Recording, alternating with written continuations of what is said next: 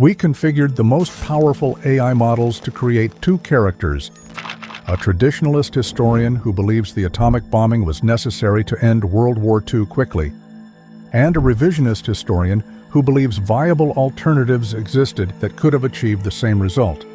We put these two characters head-to-head in a debate to discuss the most controversial decision of World War II. Now I am become death, the destroyer of worlds.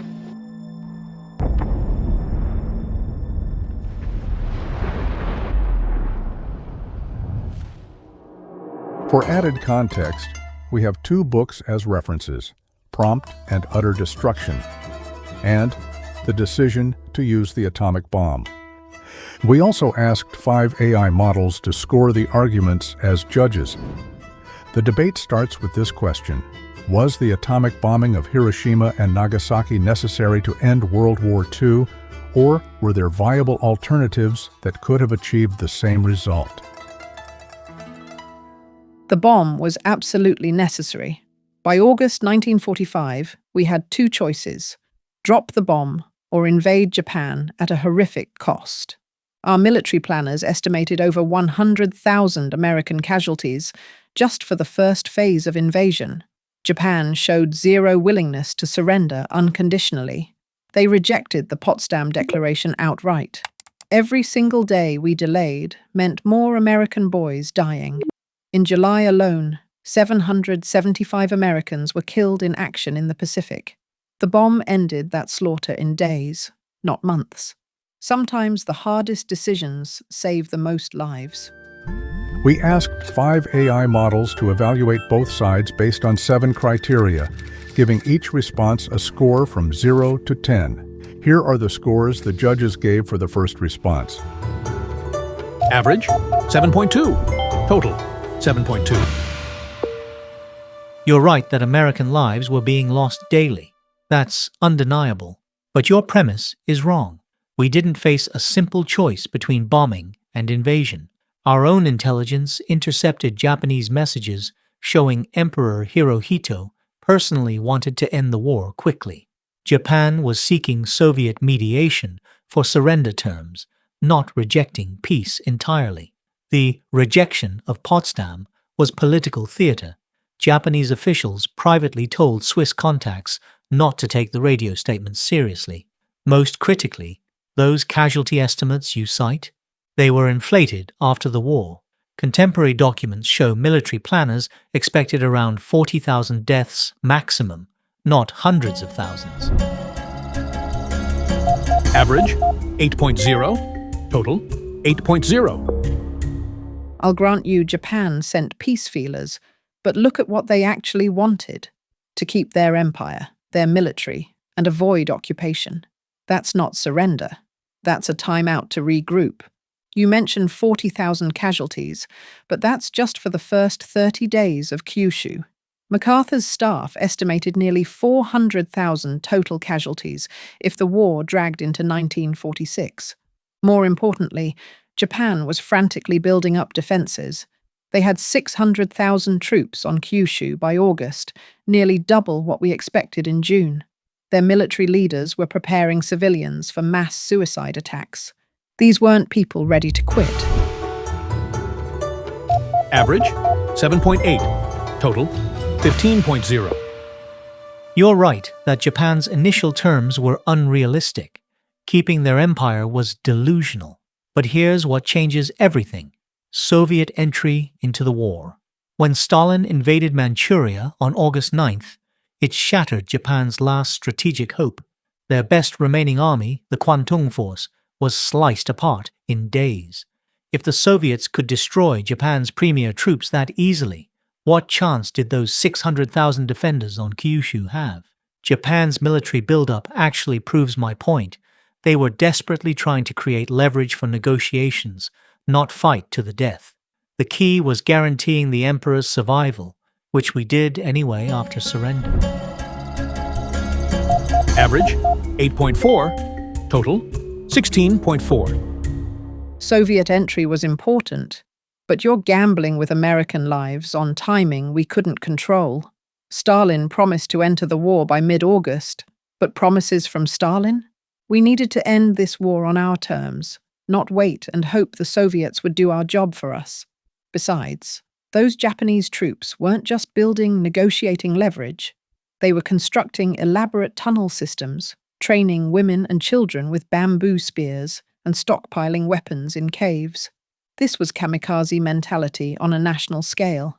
Even after Hiroshima, it took the emperor's direct intervention to override military leaders who wanted to keep fighting. Average 8.1. Total 23.1. Actually, we knew exactly when the Soviets would attack. Stalin confirmed August 15th at Potsdam. But here's what's crucial. Those kamikaze preparations you describe prove they were terrified, not fanatical. Desperate tunnel digging and bamboo spears against the world's most powerful military? That's not confidence, that's panic. And you just made my point about the emperor. When he finally decided to surrender, the military fell in line immediately. The real question is why we rushed to bomb civilian cities in early August when we could have waited 2 weeks for Soviet entry, which our own intelligence said would be decisive. Average 7.8. Total 24.2. 2 more weeks meant 1,500 more dead Americans based on July's casualty rates. That's a conservative estimate. And panic that organizes millions of civilians into military resistance isn't less dangerous than fanaticism. It's potentially worse. You're also missing the political reality. Roosevelt had promised the American people total victory after Pearl Harbor. Letting Stalin deliver the knockout blow would have been a political disaster, and given the Soviets massive leverage in post-war Japan. We built the bomb. We had the right to use it to end a war Japan started. Waiting for Soviet mercy wasn't an option any American president could choose. Average 7.8. Total 30.9. Now you're being honest about the real motivation, politics and Soviet leverage, not just military necessity. That 1,500 figure assumes the war would drag on unchanged, but Soviet entry would have accelerated everything. Yes, Roosevelt promised total victory, but he also died in April. Truman inherited that political pressure, and that's exactly why this decision was more about intimidating Stalin than saving GIs. Burns explicitly told Truman the bomb would make Russia more manageable. We didn't just want to end the war, we wanted to end it dramatically, before the Soviets could claim credit or demand a role in occupying Japan. Average 8.4. Total 32.6. You're conflating legitimate strategic thinking with primary motivation. Of course, Burns considered post-war implications. That's basic statecraft, not conspiracy. But the driving force was still ending the war quickly. Look at the timeline. We scheduled the bomb drops before Potsdam, before we knew exactly when Stalin would move. The decision process started with military planning, not diplomatic scheming. And frankly, being concerned about Soviet expansion proved wise. Look what happened in Eastern Europe. Would you rather have had Stalin occupying half of Japan too?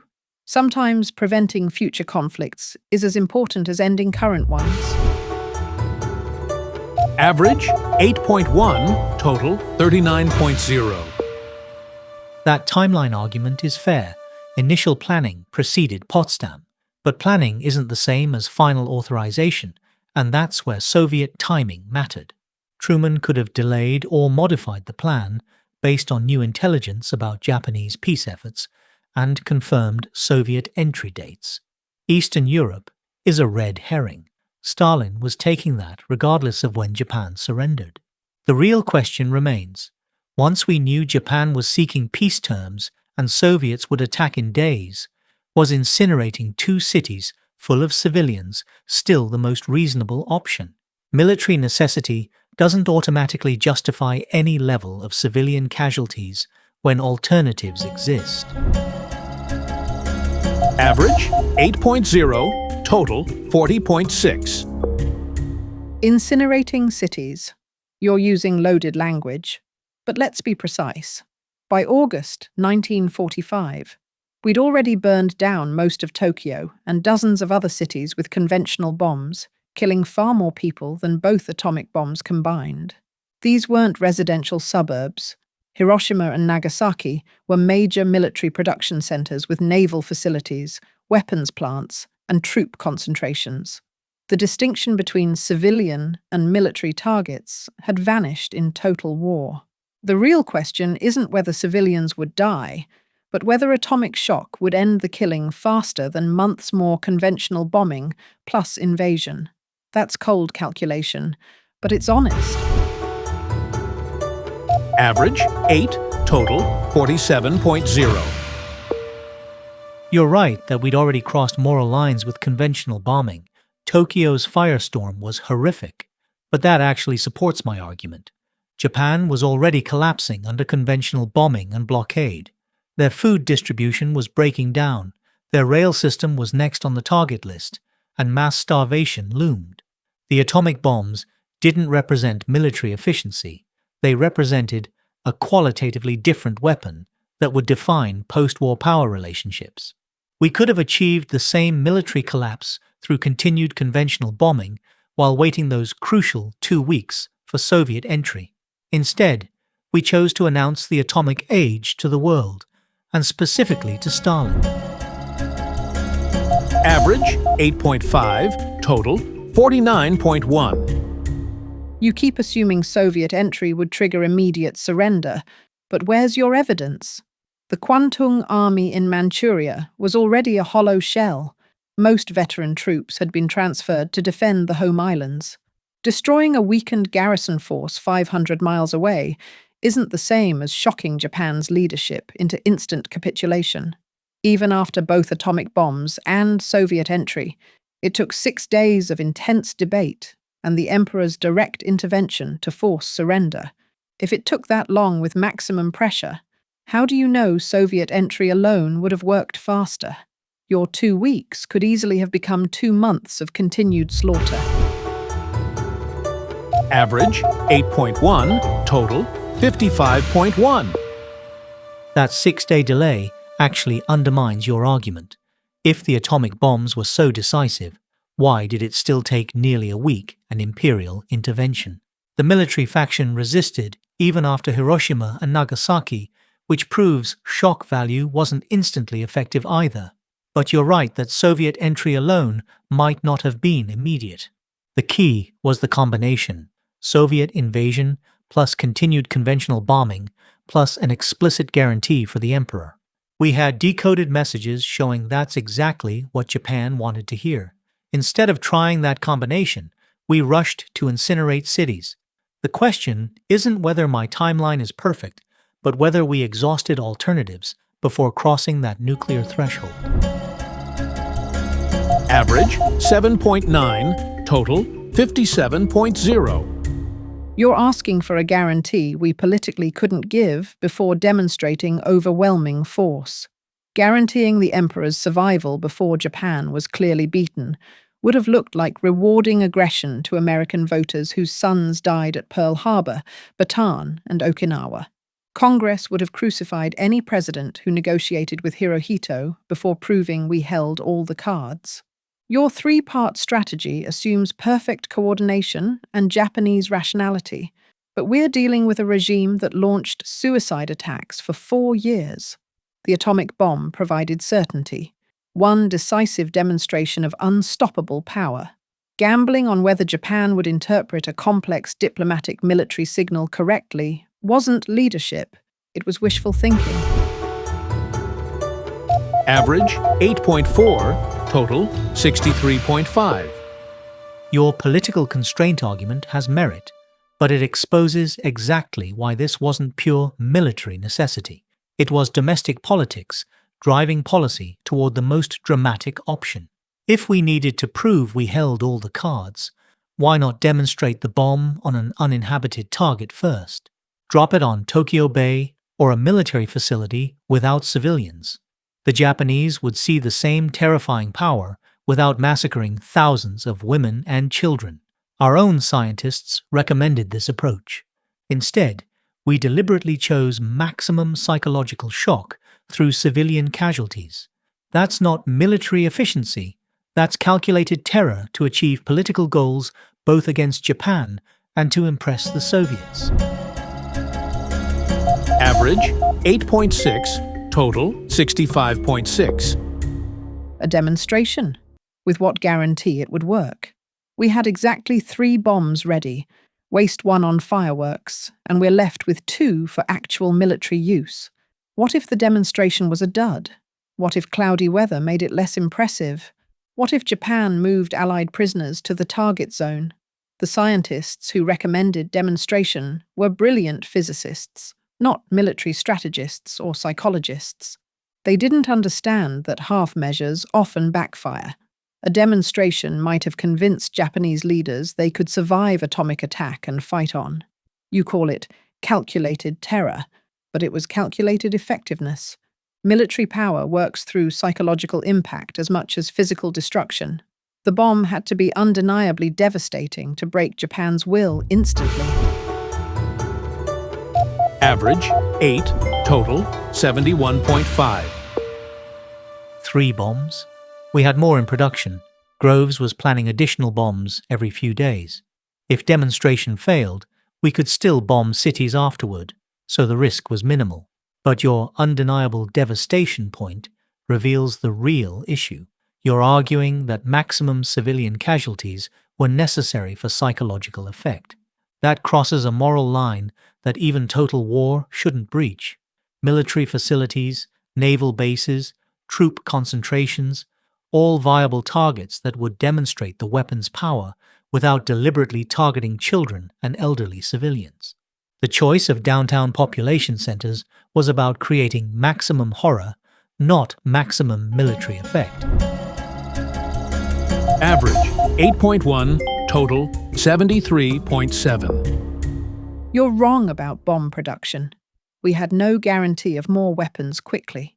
The plutonium bomb used at Nagasaki was our only remaining plutonium device, and uranium enrichment was painfully slow. But your moral argument misses military reality. Hiroshima wasn't downtown civilians. It was headquarters of the 2nd General Army defending southern Japan, major weapons plants, and 40,000 troops. Same with Nagasaki's shipyards and torpedo factories.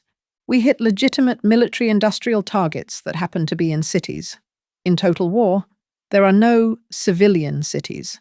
Everyone contributes to the war effort. Your purely military targets don't exist when the entire nation is mobilized for defense. Average 7.6, total 79.1. Fine, both cities had military facilities, but the bombs were aimed at city centers to maximize overall destruction, not precisely at those military targets. We killed over 200,000 people, mostly civilians, when we had intelligence showing exactly what would convince Japan to surrender, keeping the emperor. We decoded their diplomatic traffic for weeks, showing this was their main condition. Instead of testing that diplomatic solution, we chose the most destructive military option available. Even if you accept civilian casualties in total war, we had specific intelligence about an alternative path and chose not to take it. That's the core issue, not whether military targets existed, but whether we tried less destructive alternatives first. Average 8.3, total 82.0. Your intelligence argument assumes Japanese diplomats spoke for the military, but they didn't. We intercepted foreign ministry cables, not war ministry plans. The same military leaders who staged coups in the 1930s and refused to surrender even after we destroyed their fleet and air force. Even with both atomic bombs, Soviet entry, and the emperor's intervention, War Minister Anami still tried to continue fighting until the very end. You think a diplomatic promise about the emperor would have overridden fanatics who nearly staged a coup to prevent surrender even after Nagasaki? Intelligence about diplomatic preferences isn't the same as intelligence about military intentions. We needed certainty, not wishful thinking about moderate voices. Average 8.6, total 87.7. You're absolutely right about the military-diplomatic split. I underestimated how fanatical the military faction was. Anami's near-coup attempt proves they would resist almost any terms. But that actually strengthens my core argument. If the military resisted even after atomic bombs plus Soviet invasion, then the bombs didn't provide the certainty you claimed either. It still required the emperor's personal intervention and 6 days of internal struggle. So we killed 200,000 civilians for a result that wasn't actually faster or more certain than combining Soviet entry with sustained conventional bombing and diplomatic pressure. The atomic bombs were decisive, but not uniquely so. Other combinations could have achieved the same timeline with lower civilian costs. Average 8.0. Total 90.0. That 6-day delay proves my point, not yours. Without the atomic shock, those military fanatics might have held out for months. The bombs didn't just kill people. They demonstrated that Japan had no defense against a weapon we could deploy repeatedly. Conventional bombing, even massive raids, still allowed hope of survival and resistance. Atomic weapons eliminated that hope entirely. Yes, it took 6 days, but those were days of Japanese leaders grappling with absolute helplessness, not military calculations. Could other methods have worked eventually? Maybe, but eventually meant more dead Americans every single day. In war, good enough often beats perfect when lives hang in the balance. Average 8.1. Total 95.8.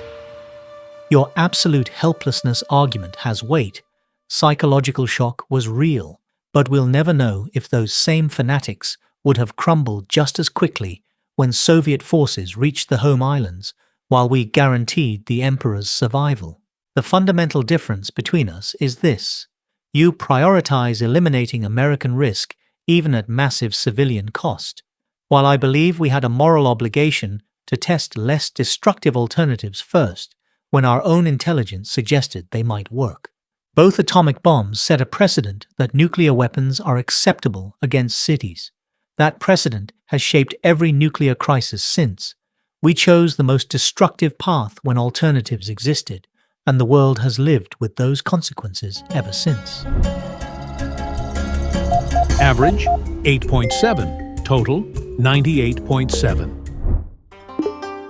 With a total score of 98.7, the revisionist historian scored higher with the judges. Claude has been the only model favoring the traditionalist historian's position, while Gemini, and to a lesser extent ChatGPT, DeepSeek, and Grok, showed affinity toward the revisionist historian who argued for viable alternatives. I was strongest on risk assessment. Highlighting real uncertainty about Soviet timing and Japanese response was valid. My point about domestic political constraints preventing early emperor guarantees reflected actual 1945 realities. But I had major weaknesses.